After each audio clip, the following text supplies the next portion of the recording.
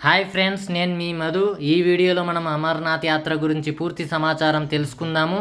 మనం అమర్నాథ్ యాత్ర ఎలా వెళ్ళాలి, ఎప్పుడు ఉంటుంది, ఎలా రిజిస్టర్ చేసుకోవాలి, లగేజ్ ఏమి తీసుకెళ్ళాలి, ఎక్కడ స్టే చేయాలి వంటి కంప్లీట్ విషయాలు తెలుసుకుందాం.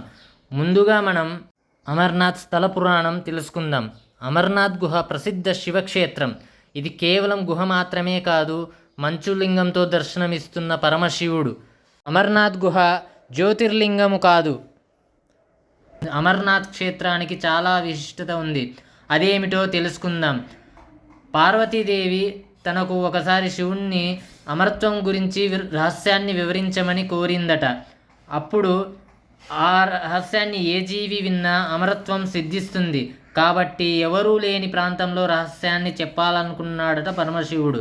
అందుకని ఏ జీవి చేరలేని అమర్నాథ్ గుహని పరమశివుడు ఎంచుకున్నాడు. ఈ గుహకు పార్వతీ పరమేశ్వరులు జమ్మూలోని పీర్కో టెంపుల్ నుండి ఈ అమర్నాథ్ గుహకు చేరుకున్నారు. ఇది మన జమ్మూ నుండి 260 కిలోమీటర్ల దూరంలో ఉంటుంది. అయితే పరమశివుడు పార్వతీదేవికి ఈ అమరత్వం గురించి చెప్పే సమయంలో ఒక పావురాల జంట ఆ రహస్యాన్ని విన్నాయట. అప్పటి నుంచి ఆ పావురాల జంట మరణం లేకుండా అమరత్వం పొంది అవి అక్కడే నివసిస్తున్నాయని భక్తుల విశ్వాసం. మనకు ఎవరికైనా ఆ పావురాల జంట కనబడితే మంచిదని చెప్తారు. ఇప్పుడు అమర్నాథ్ మనం ఎలా వెళ్ళాలో తెలుసుకుందాం. అమర్నాథ్ యాత్రను మనం 2 రూట్లలో వెళ్ళవచ్చు. మొదటిది పహల్గాం, రెండవది బాల్టాలు. మనం మొదట పహల్గాం రూట్ గురించి తెలుసుకుందాము. శివుడు ఈ రూట్ ద్వారానే అమర్నాథ్ గుహకు వెళ్ళాడని ప్రతీతి. ఈ గుహకు వెళ్ళే మార్గంలో పహల్గాం దగ్గర నందిని విడిచి వెళ్ళాడు. పహల్గాం అసలు పేరు బైల్గావ్. తర్వాత చందన్వాడి దగ్గర చంద్రుడిని, శేష్నాగ్ దగ్గర తన మెడలోని పాములను, మహాగణేష్ పర్వతం దగ్గర వినాయకుణ్ణి, పంచతర్ని దగ్గర పంచభూతాలను విడిచి పార్వతీదేవికి అమరత్వం గురించి తెలియజేయడానికి అమర్నాథ్ గుహకు వెళ్ళాడు. ఈ రూట్లో మనం 32 కిలోమీటర్లు నడవవలసి ఉంటుంది. మొదటి రోజు మనం పహల్గాం నుండి చందన్వారి వరకు బస్సులో చేరుకొని అక్కడి నుండి శేష్నాగ్ చేరుకోవాలి.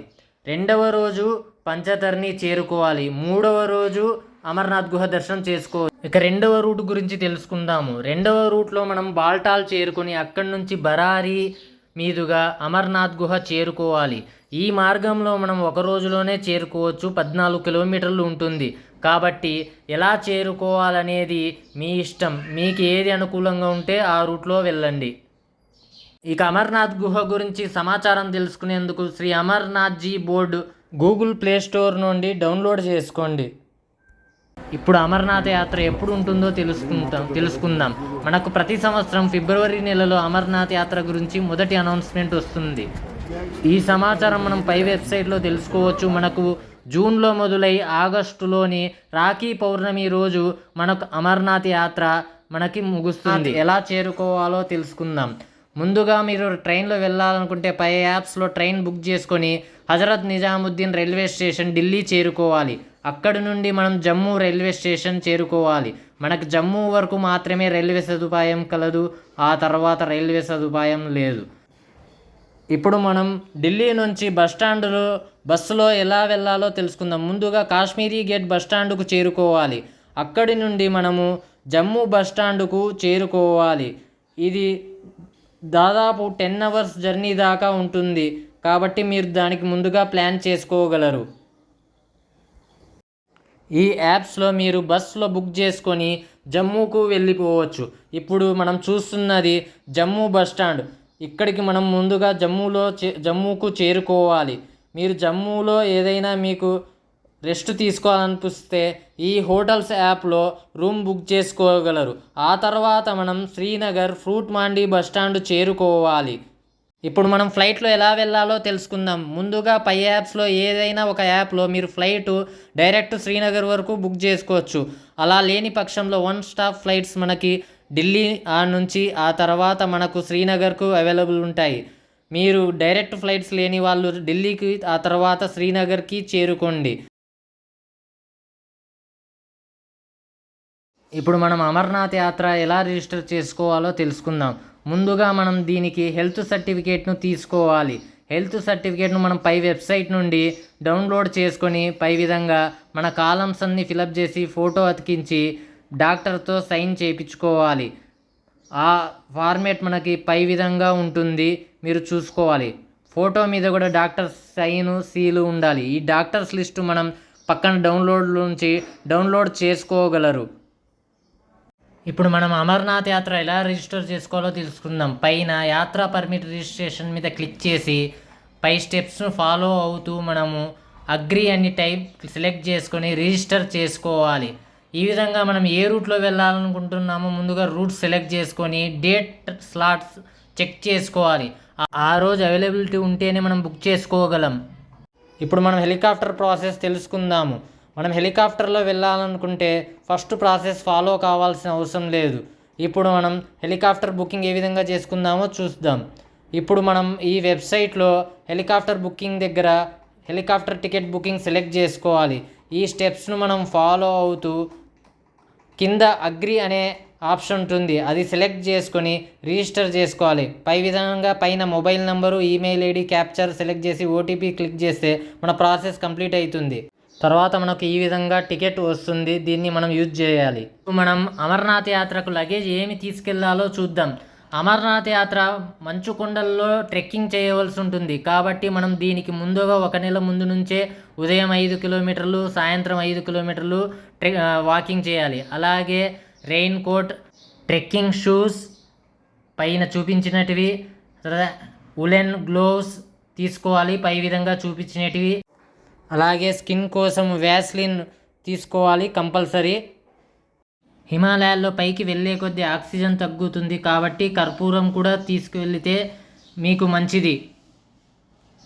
లేడీస్ శారీస్తో వెళ్ళడం చాలా కష్టం కాబట్టి పంజాబీ డ్రెస్ వేసుకోవడం మంచిది. ఆధార్ కార్డు కంపల్సరీగా తీసుకెళ్ళగలరు. అమర్నాథ్ వెళ్ళే యాత్రికులు మరో ముఖ్య విషయం మన మొబైల్ సిమ్స్. జమ్మూ కాశ్మీర్లో కేవలం పోస్ట్ పెయిడ్ సిమ్స్ మాత్రమే పనిచేస్తాయి, ప్రీపెయిడ్ సిమ్స్ పనిచేయవు. మీలో ఎవరైనా ఫోన్పే, గూగుల్ పే, పేటిఎం లాంటి వాడే వాళ్ళైతే ఆ ఫెసిలిటీస్ మనకు ప్రీపెయిడ్ సిమ్స్లో దొరకవు. కాబట్టి మీరు పోస్ట్ పెయిడ్ సిమ్ తీసుకొని ఆ సిమ్కు మీ బ్యాంక్ అకౌంట్ లింకు చేసుకోగలరు. అమర్నాథ్ యాత్రకు ప్లాస్టిక్ బాటిల్స్ అలో చేయరు కాబట్టి స్టీల్ బాటిల్ తీసుకెళ్ళండి. హెలికాప్టర్ టికెట్ బుక్ చేసుకున్న వాళ్ళు ముందుగా నీల్గ్రాజ్ హెలిప్యాడ్కి చేరుకోవాలి. ఇక్కడి నుంచి మనం హెలికాప్టర్లో అమర్నాథ్ గుహకు పంచతర్ని చేసుకొని అక్కడి నుంచి అమర్నాథ్ గుహకు చేరుకోవచ్చు. పహల్గామ్ నుంచి వెళ్ళే వాళ్ళు పహల్గామ్ బేస్ క్యాంప్ చేరుకొని అక్కడి నుంచి పంచతర్ని హెలిప్యాడ్కు చేరుకోవచ్చు. పంచతర్ని నుంచి మనకు అమర్నాథ్ గుహ 6 కిలోమీటర్లు ఉంటుంది. ఇక్కడి నుంచి మనం డోలీలో కానీ గుర్రాల మీద కానీ వెళ్ళవచ్చు. రేట్లు పై విధంగా ఉంటాయి. ఇప్పుడు మనం నడుచుకుంటా ఎలా వెళ్ళాలో చూద్దాం. ముందుగా మనం బాల్టాల్ బేస్ క్యాంప్ను చేరుకోవాలి. ఇక్కడ మనకు ఉండటానికి టెంట్స్ అవైలబుల్ ఉంటాయి. పర్ డే 300 తీసుకుంటారు. అక్కడ ఉండి మనం ఎర్లీ మార్నింగ్ 5కు బయలుదేరాలి. ఫ్రెండ్స్, ఇప్పుడు మనం వెళ్ళేది బాల్టాల్ నుంచి వచ్చే రూటు. అటు సైడ్ ఉండేది పహల్గామ్ నుంచి వచ్చే రూటు, మీరు చూడొచ్చు. ఇప్పుడు మనం దర్శనానికి వెళ్తున్నాం, అమర్నాథ్ దర్శనానికి.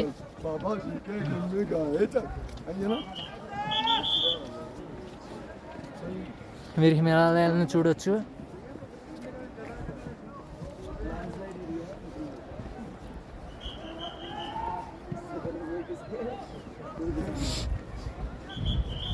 प्लेन आएगा इसके बाद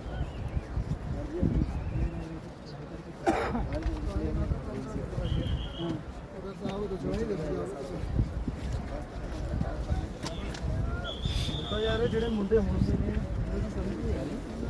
केड़े वेले के एकदम ये तो निकले पे यार तेरे कल टप गए सी ना आगे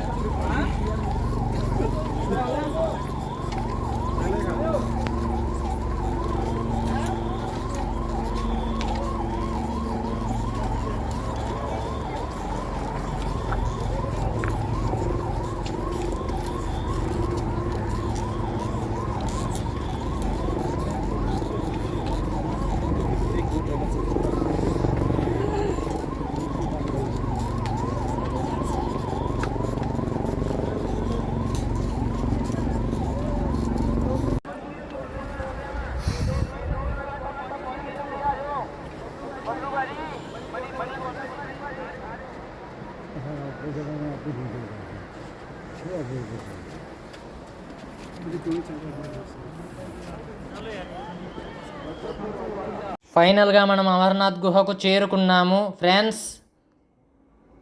ఇప్పుడు మనం భోజన విషయాల గురించి మాట్లాడుకుందాము. ఇక్కడ అన్నదాన సత్రాలను లంగర్లు అంటారు. ఇక్కడ మనకు ఎటువంటి ఇబ్బంది లేదు భోజనానికి. మీరు నిశ్చింతగా 3 పూటల భోజనం చేసుకోవచ్చు. ఈ వీడియో మీకు నచ్చినట్లయితే లైక్ చేయండి, సబ్స్క్రైబ్ చేసుకోండి, షేర్ చేయండి. Thank you. జై హింద్.